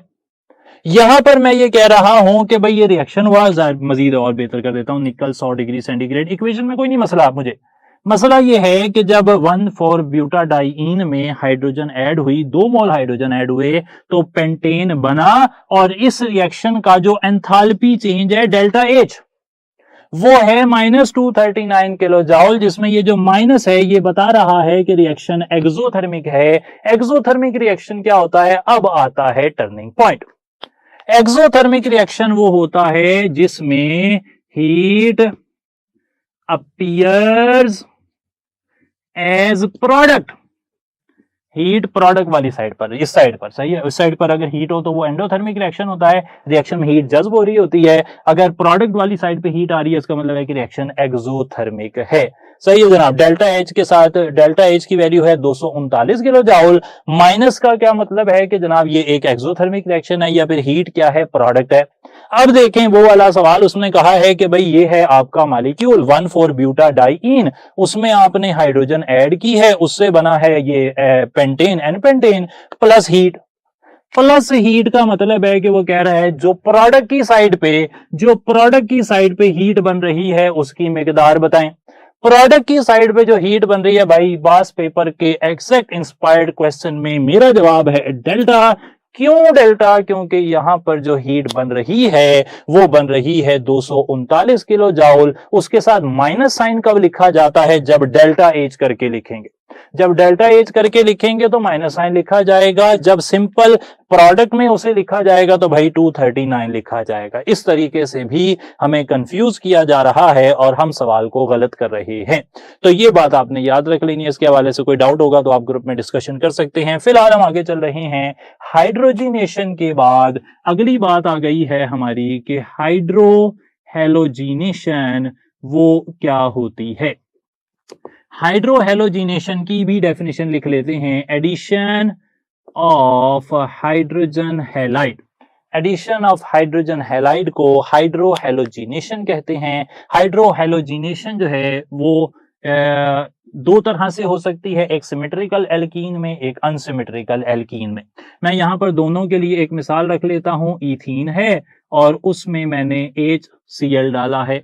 भाई यहां पर दो कार्बन डबली बॉन्डेड हैं तो एक कार्बन के साथ एक हाइड्रोजन जुड़ जाएगा, दूसरे कार्बन के साथ दूसरा हाइड्रोजन, CH3 CH2Cl। ये है एडिशन हो गई। और याद रख लें कि जब भी कभी एडिशन होती है तो एडिशन में हमेशा डिक्रीज इन पाई बॉन्ड्स होते हैं। जिस तरह एलिमिनेशन में इंक्रीज इन पाई बॉन्ड्स होते हैं, इसी तरीके से एडिशन में डिक्रीज इन पाई बॉन्ड्स होते हैं।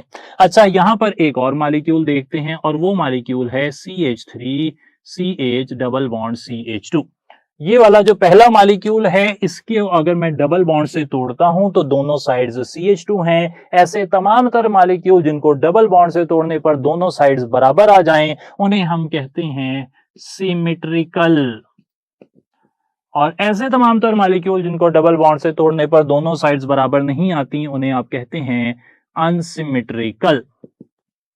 सही जनाब। अनसिमेट्रिकल जो एल्कीन है, अगर मैं उसके अंदर HCl ऐड करता हूं तो अब यहां पर दो ऑप्शन आ गए।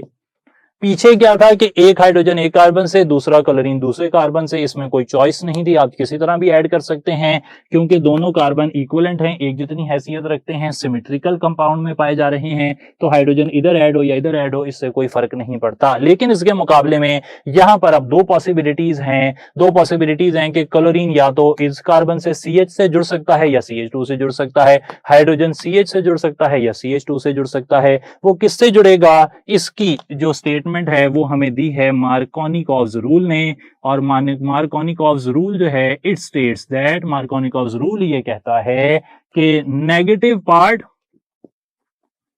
Of reagent goes to carbon with lesser hydrogens.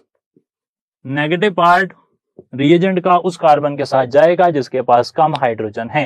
For unsymmetrical alkenes, unsymmetrical alkenes में जो negative part of the added reagent है, it goes to that carbon atom with lesser number of hydrogens. इस बात को मद्देनजर रखते हुए अगर मैं यहां पर कंपाउंड बनाता हूं, प्रोडक्ट बनाता हूं, तो मैंने यहां CH3 आ गया और इसके साथ CH और CH3 और Cl, 2 क्लोरोप्रोपेन बन गई। क्यों? क्योंकि जो negative part of the added reagent है that will definitely go to the carbon atom with lesser number of hydrogens, और जो हाइड्रोजन है वो इधर जाएगा। सही है जनाब। इसकी वजह क्या है? इसकी वजह है stability of carbocation. Again stability of carbocation, जो कि इससे पहले हमने अभी 2 बारी पढ़ ली है, डिहाइड्रेशन ऑफ अल्कोहल्स में भी, डिहाइड्रोहेलोजिनेशन ऑफ एल्काइल हैलाइड्स में भी। टर्शरी कार्बोकैटाइन ज्यादा स्टेबल होता है, तो जहां पे ज्यादा स्टेबल होगा, यानी कि जो जिस कार्बन के साथ कम हाइड्रोजन होते हैं वो अगर कार्बोकैटाइन बनाएगा तो वो ज्यादा स्टेबल कार्बोकैटाइन होगा। ये वाली इंफॉर्मेशन आपने याद रखनी है। और ये इंफॉर्मेशन यहां पर ही नहीं, यूनिवर्सल है, बिल्कुल यूनिवर्सल है। कभी भी कोई अनसिमेट्रिकल रिएजेंट अनसिमेट्रिकल मॉलिक्यूल में ऐड होगा तो negative part of the reagent will go to that carbon atom with lesser number of hydrogens. आपकी सिमेट्रिकल और अनसिमेट्रिकल की जो अंडरस्टैंडिंग है उसको समझने के लिए कि क्या आप उस बात तक अभी पहुंच सके हैं या नहीं, मैंने एक सवाल यहां पर रखा है तैयार आपके लिए। और सवाल ये है कि आइडेंटिफाई द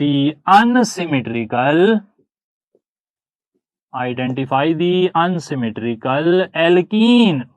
4 एल्कीन्स हैं, आपने इनमें से अनसिमेट्रिकल एल्कीन ढूंढनी है। चले मैं स्टार्ट करता हूं बीटा ऑप्शन से, बल्कि चार्ली सबसे छोटा है उससे शुरू कर लेते हैं। चार्ली है इथीन, ये देखें मैंने इथीन बना दिया। इथीन में डबल बॉन्ड के दोनों साइड पर एक जैसे ग्रुप हैं। बीटा ऑप्शन देखें 2 butene CH3 CH double bond CH single bond CH3 दोनों साइड्स पर एक जैसे ग्रुप हैं, ये भी सिमेट्रिकल हो गया। डेल्टा ऑप्शन देखता हूं तो 2,3 डाइमिथाइल 2 ब्यूटीन, पहले तो मैं ब्यूटीन बना लेता हूं, ये लें जरा, ब्यूटीन बन गई, सही है जी, 2 ब्यूटीन बन गई। और 2 पर और 3 पर डाइमिथाइल आ गया। आप देखें यहां से डबल बॉन्ड पर तोड़ते हैं तो दोनों साइड्स बराबर हैं, 2,3 डाइमिथाइल 2 ब्यूटीन, ये भी सिमेट्रिकल है। अब आ जाते हैं अल्फा ऑप्शन पर, 1 butene CH3 CH2 CH double bond CH2। अगर मैं डबल बॉन्ड से तोड़ता हूं तो ये दोनों साइड्स इक्वल नहीं हैं, यानी कि ये एक अनसिमेट्रिकल एल्कीन है। और अगर मैं इसमें अनसिमेट्रिकल एल्कीन में HCl डालूंगा तो फिर नेगेटिव पार्ट कहां जाएगा, आप सोच सकते हैं। क्या रूल लगना है यहां पर, Markovnikov's rule, negative part of the reagent goes to carbon with lesser number of hydrogens. तो भाई ये जो क्लोरीन है ये इस कार्बन के पास जाएगी और हाइड्रोजन इधर जाएगा। क्यों? क्योंकि ये मार्कोनिकॉव्स रूल है। ये किस पर बेस करता है, ये स्टेबिलिटी ऑफ कार्बोकैटाइन पर बेस करता है। सही हो गई जी बात। अब इसी बात को, ये मार्कोनिकॉव्स रूल याद रखना है, हमारी अगली एग्जांपल उसी हवाले से होगी, लेकिन उससे पहले हमने पढ़ना है हाइड्रेशन ऑफ एल्कीन्स, और उसके साथ ही आगे की तरफ अपना सफर जारी रखेंगे। जिस तरीके से हमने मार्कोनिकॉव्स रूल के जरिए हाइड्रोहेलोजिनेशन ऑफ एल्कीन्स या फिर मैं कहूं अनसिमेट्रिकल एल्कीन्स देखी, इसी तरीके से हमें हाइड्रेशन ऑफ एल्कीन्स की बात भी करनी चाहिए। हाइड्रेशन ऑफ एल्कीन्स पर अगर बात की जाए तो इसके 2 स्टेप होते हैं। सबसे पहले होता यह है कि जो हाइड्रेशन ऑफ एल्कीन है इसमें सल्फ्यूरिक एसिड जो है वो एक कैटालिस्ट के तौर पर काम करता है और वो रिएक्शन के एंड पर रीजनरेट हो जाता है। ओवरऑल रिएक्शन की जो स्कीम है वो आपने याद रख लेनी है। वो स्कीम ये होती है कि आपके पास जो भी व्हाटसोएवर जो भी एल्कीन है, फॉर एग्जांपल मैं यहाँ पर मिसाल ले रहा हूँ CH2 डबल बॉन्ड CH2 की, उसमें वाटर ऐड होता है in the presence of sulphuric acid, और वाटर के 2 हिस्से अगर किए जाएं, H और OH, तो OH पर नेगेटिव, H पर पॉजिटिव। OH एक कार्बन के साथ चला जाता है, H दूसरे कार्बन के साथ चला जाता है, और यहां पर प्रोडक्ट बन जाता है इस तरीके से, एडिशन हो जाती है। एडिशन उसी तरीके से यहां पर इंक्रीज इन, बल्कि हम कह सकते हैं कि डिक्रीज इन पाई बॉन्ड्स के साथ प्रोसीड करेगी। सही है जनाब, ये वाला तरीका यहां पर रहेगा और ये एडिशन हो गया। अच्छा, अब यहां पर इसी बुनियाद पर जो इंफॉर्मेशन मैं आपसे पहले शेयर कर चुका हूं, अगर मैं आपसे ऐसे सवाल पूछता हूं कि मेरे पास स्टार्टिंग मटेरियल है ये वाला और उसमें मैंने वाटर ऐड कर दिया है सल्फ्यूरिक एसिड की मौजूदगी में, तो अब आपने प्रोडक्ट प्रिडिक्ट करना है according to Markovnikov's rule. Hint मैंने पहले दे दिया, तो आप क्या प्रोडक्ट यहां पर टिक करेंगे। प्रोडक्ट टिक करने में आपकी मदद कर देता हूं मैं। ये देखें जरा, ये एक स्टार्टिंग मॉलिक्यूल है, इसमें मैंने ऐड करना है वाटर, और वाटर में OH पर नेगेटिव चार्ज है, हाइड्रोजन पर पॉजिटिव चार्ज है। ये एक अनसिमेट्रिकल रिएजेंट है, मैंने इसे ऐड करना है अनसिमेट्रिकल एल्कीन में। whenever an unsymmetrical reagent is added to unsymmetrical alkene, the negative part of the added reagent goes to that carbon atom with a lesser number of hydrogens, and why so? Because of the stability of carbocation. तो OH जाएगा यहां पर, H जाएगा इधर, तो फिर क्या product बनेगा देखें जरा। प्रोडक्ट बन जाएगा CH3 CHOH CH3, हमेशा हमेशा हमेशा यही प्रोडक्ट बनेगा, 1 प्रोपेनॉल नहीं बनेगी। तो आप कहेंगे कि यहाँ पे प्रोडक्ट होने वाला है 2 प्रोपेनॉल। एक और बात याद रहे कि यहाँ पर सल्फ्यूरिक एसिड के साथ अगले स्टेप में बॉयल भी करना पड़ता है वाटर के साथ एट 100 डिग्री सेंटीग्रेड, ये बात भी आपने माइंड में रखनी है। तो ये हो गई जी hydration of alkenes. Hydration of alkenes के साथ ही बिल्कुल मिलता जुलता एक टॉपिक है और उसे हम कहते हैं addition of hypohalous acid. Addition of hypohalous acid, ये होती है एडिशन ऑफ हाइपोहाइलस एसिड, जो है हैलोजन को आप वाटर में डालते हैं, उससे HOX बनता है। अब HOX की खास बात देखें, उसमें X पर पॉजिटिव होता है, O पर नेगेटिव होता है। सही है जी, X पर पॉजिटिव, O पर नेगेटिव। ये बात आपको इसलिए बता रहा हूं कि आप इसकी मदद से मार्कोनिकॉव्स रूल में अगर एडिशन आ जाए तो आपने नेगेटिव पार्ट जो है वो OH को मानना है, ये नेगेटिव पार्ट का काम करेगा, और जो हैलोजन है वो पॉजिटिव पार्ट का काम करेगा अनसिमेट्रिकल एल्कीन की एडिशन में। ये बात आपने याद रख लेनी है। इसके अलावा बाकी उसमें कोई नई बात नहीं है। मैं एक रिएक्शन आपसे लिख रहा हूं, कंसिडर करते हैं कि आप वो रिएक्शन देखेंगे और उसकी बेस पे एक सवाल का आंसर कर देंगे। CH2 डबल बॉन्ड CH2, इसमें मैंने HOCl फॉर एग्जांपल ऐड किया और यहां से बन गया H2COH और CH2Cl, ये प्रोडक्ट बन गया। सवाल यहां से मैं ये पूछ रहा हूं, ये मेरी इंफॉर्मेशन है, इससे मैंने एक सवाल पूछ लिया और सवाल ये है कि the molecule of HOX acts as dash in this reaction।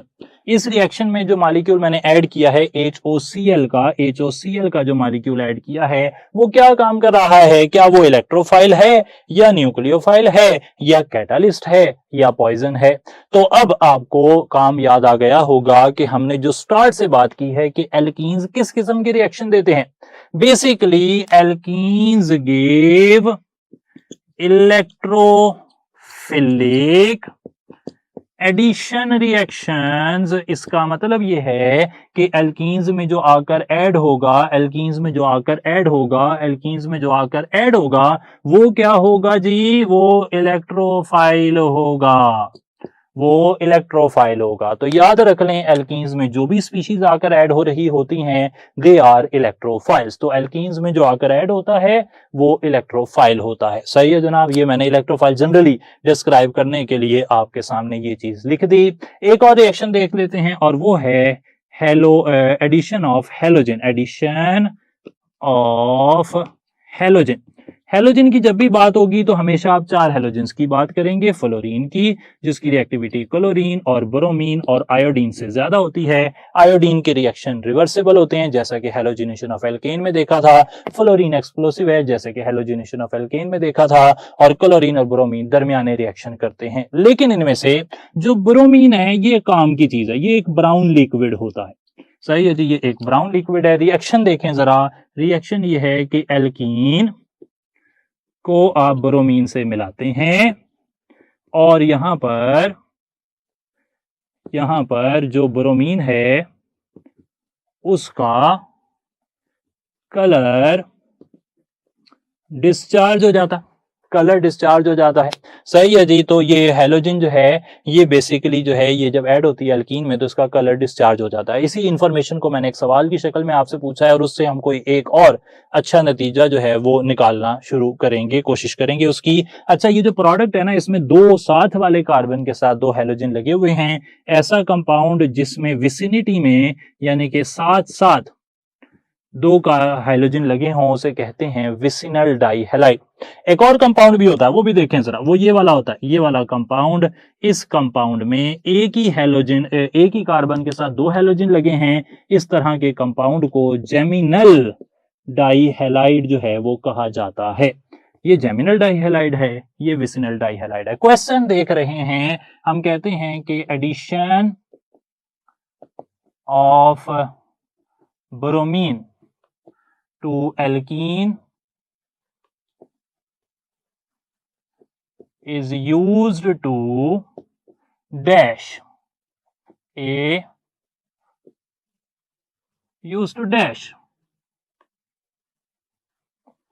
locate double bond, locate and detect double bond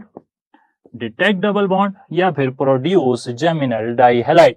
the question is, ये जो रिएक्शन मैंने लिखा है इथीन का या किसी भी एल्कीन का ब्रोमीन से in the presence of CCl4, इस रिएक्शन का फायदा क्या है? क्या ये डबल बॉन्ड को लोकेट करता है, उसकी एग्जैक्ट पोजीशन बताता है कि वो 1 पर है या 2 पर है या 3 पर है, या फिर ये लोकेशन भी बताता है और डबल बॉन्ड को पहचान भी लेता है, डबल बॉन्ड को आइडेंटिफाई भी कर लेता है कि इस मॉलिक्यूल में डबल बॉन्ड है, और उसकी पोजीशन भी बता देता है कि 1 पर है या 1 ब्यूटीन है या 2 ब्यूटीन है या 3 पेंटीन है वगैरह, या फिर सिर्फ डिटेक्ट करता है डबल बॉन्ड को, ये बता देता है कि डबल बॉन्ड है या नहीं है, लेकिन उसकी लोकेशन नहीं बताता, या फिर इससे जेमिनल डाई हैलाइड बनते हैं इस रिएक्शन से। तो एक बात तो पक्की है कि इससे जेमिनल डाई हैलाइड नहीं बनते, मैंने बता दिया है कि इस रिएक्शन से विसिनल डाई हैलाइड बनते हैं।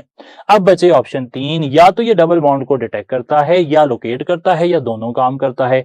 याद रहे कि ब्रोमीन का एडिशन जिसे आप हैलोजिनेशन कह सकते हैं, वो सिर्फ और सिर्फ डबल बॉन्ड को डिटेक्ट करता है, डबल बॉन्ड की लोकेशन नहीं बता सकता। ये रिएक्शन डबल बॉन्ड की लोकेशन पता करने के लिए ओजोनोलाइसिस है, एफएससी के अंदर शामिल है, एंटीटेस्ट में शामिल नहीं है। तो ओजोनोलाइसिस जो है डबल बॉन्ड को लोकेट करती है, जबकि जो ब्रोमीन की एडिशन है वो सिर्फ डबल बॉन्ड को डिटेक्ट करती है। ये आपने याद रख लेना है, ये इंफॉर्मेशन भी मैंने आपके साथ शेयर कर ली। इसके बाद जाते जाते एक बात और कर लेते हैं, और वो है पॉलीमराइजेशन। उसके साथ ही आज का टॉपिक हमारा मुकम्मल होगा। एक एमसीक्यू भी वहां से देखेंगे। पॉलीमराइजेशन में होता यह है कि आप बहुत सारी एल्कीन के मॉलिक्यूल लेकर उन्हें पॉलीमराइज करते हैं, और इस पॉलीमराइजेशन से बन जाता है पॉलीईथीन। इससे बन जाता है पॉलीथीन। इस रिएक्शन के अंदर 400 डिग्री सेंटीग्रेड इस्तेमाल हो सकते हैं, 0.1% ऑक्सीजन, और कैटलिस्ट भी इस्तेमाल होता है एल्यूमिनियम ट्राई इथाइल, और साथ टाइटेनियम टेट्राक्लोराइड कैटालिस्ट इस्तेमाल होता है। यहां पर आपसे सवाल ये पूछा जा रहा है कि during polymerisation of alkene we observe, polymerisation हो रही है एल्कीन की, ये आपके सामने लिखा हुआ है रिएक्शन। इस पॉलीमराइजेशन के दौरान इन चारों में से क्या चीज हम ऑब्जर्व करते हैं? क्या हमें इंक्रीज इन पाई बॉन्ड मिलते हैं? पाई बॉन्ड, पहले बॉन्ड के बाद जो बॉन्ड होते हैं उन्हें पाई बॉन्ड कहते हैं जी। यहां पर पाई बॉन्ड नजर आ रहा है, यहां पे सारे सिंगल बॉन्ड है, यहां कोई पाई बॉन्ड नहीं है। पाई बॉन्ड कम तो हो रहे हैं, ज्यादा नहीं हो रहे, यानी कि हम कहेंगे कि जनाब इंक्रीज इन पाई बॉन्ड तो नहीं हो रहा। क्या यहाँ पे सिग्मा बॉन्ड कम हो रहे हैं? जी नहीं, सिग्मा बॉन्ड तो यहाँ पर पॉलीमराइज हो रहा है, तो ज्यादा नए सिग्मा बॉन्ड बन रहे हैं। यहाँ पे सिग्मा बॉन्ड इस तरफ चल पड़े हैं, इस तरफ चल पड़े हैं, तो सिग्मा बॉन्ड कम नहीं हो रहे बल्कि सिग्मा बॉन्ड ज्यादा हो रहे हैं। ये बात भी गलत हो गई। तीसरा डेल्टा ऑप्शन देख लें, क्या इसमें हाइब्रिडाइजेशन sp3 से sp2 जा रही है? जी नहीं, यहाँ पर डबल बॉन्ड है तो यहाँ हाइब्रिडाइजेशन sp2 होगी, यहाँ सिंगल बॉन्ड है तो यहाँ हाइब्रिडाइजेशन sp3 होगी। यहाँ पे हाइब्रिडाइजेशन sp2 से sp3 जा रही है, ना कि sp3 से sp2। तो फिर एक ऑप्शन बचा, वो क्या है? क्या यहाँ पे चेन लेंथ बढ़ रही है? डेफिनेटली यहाँ पर चेन में 2 कार्बन है, यहाँ n है, 2000 हो सकते हैं, 3000 हो सकते हैं, प्लेंटी ऑफ देम। तो यहाँ पर इंक्रीज इन कार्बन चेन हो रही है। ये एक और पॉलीमराइजेशन के अकॉर्डिंग सवाल हो गया। काफी ज्यादा आपको सवाल इसके अलावा भी प्रैक्टिस के लिए मिल गए होंगे, और उन्हें अटेम्प्ट करें, मुख्तलिफ सोर्सेज से सवाल अटेम्प्ट करें। आज की बात यहाँ पर मुकम्मल होती है। नेक्स्ट टाइम फिर इंशाल्लाह बात को आगे लेकर चलेंगे एल्काइंस के हवाले से। Thank you so much. अस्सलाम वालेकुम।